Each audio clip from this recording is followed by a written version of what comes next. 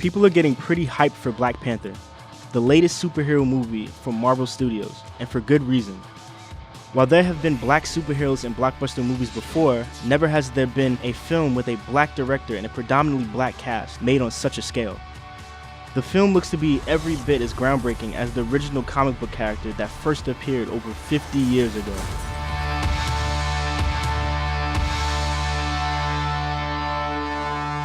The Black Panther is the identity of T'Challa, the king of the fictional African nation of Wakanda, a scientifically advanced society in the heart of the jungle. Created by legendary comic book writers Stan Lee and Jack Kirby, when Black Panther was introduced in Fantastic Four 52 in July 1966, readers were not just encountering the first ever black superhero in American mainstream comics, but a whole fictional country with its own rich history and culture. The thing I love about the Black Panther is a character that stands at the crossroads between tradition and modernity. Stan Lee and Jack Kirby were simultaneously reinforcing and subverting some of the stereotypes around black people, specifically African people at the time. So he sends this super advanced aircraft to go pick up the Fantastic Four. And they're like, well, where did he get this? It's not like he made it.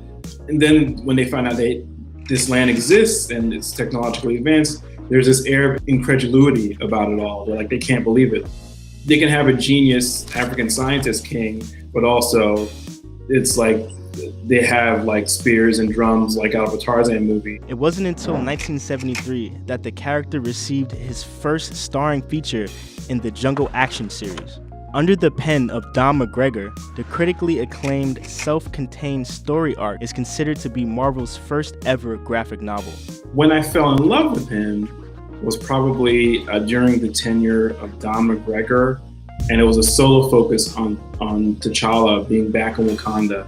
And McGregor had a very florid, purple prose kind of style, but it totally swept me away. And the way he kind of sketched out tensions in Wakandan politics and what T'Challa kind of had to deal with, repercussions of having adventures in the outside world, I thought that was really fascinating. But low sales led to Black Panther's original run being canceled, with African-American superheroes springing up, such as Falcon, Luke Cage, and Jon Stewart's Green Lantern.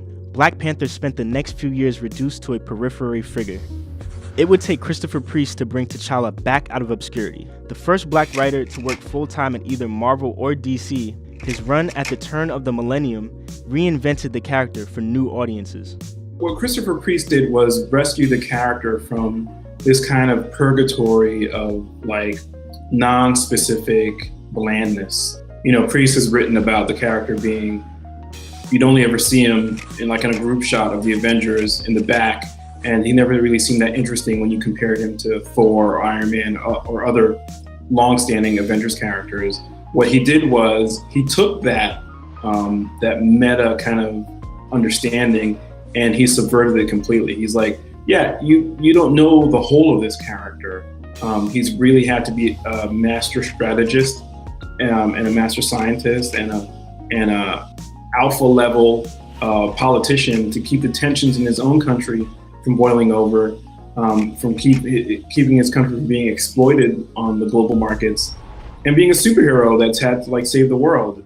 T'Challa has allowed other black creators, from artist Billy Graham to writer Tanahashi Coates, to bring their own experiences to the character. Evan Narcisse is now making his own imprint with Rise of the Black Panther. Rise of the Black Panther is a 6-issue miniseries from Marvel Comics, which explores how T'Challa, the Black Panther that we know, inherits the title of Black Panther and what it means for him to be the king of a country that has been hidden for centuries. The kind of thematic through line of the series is T'Challa deciding to reveal the country of Wakanda to the world and what the repercussions are internally and externally.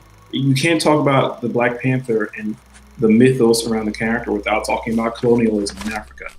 You can't talk about the Black Panther and isolationism without considering what the possible ill side effects of isolationism are.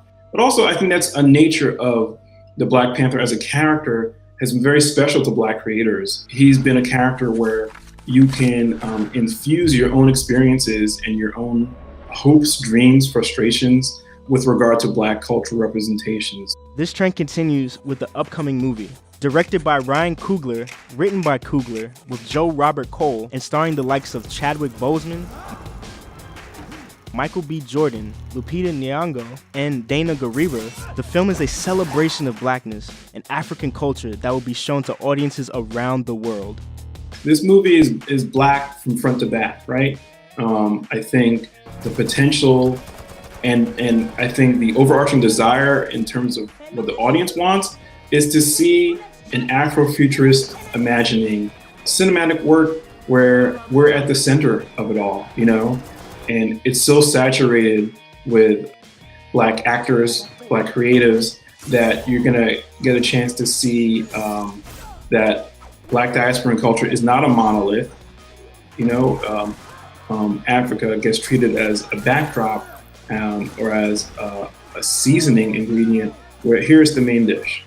The language that Hollywood speaks is a language of profit, and if a Black Panther makes a big profit, then hopefully we'll get to see Black creators with real decision-making power, able to fund and execute their own visions, individual visions.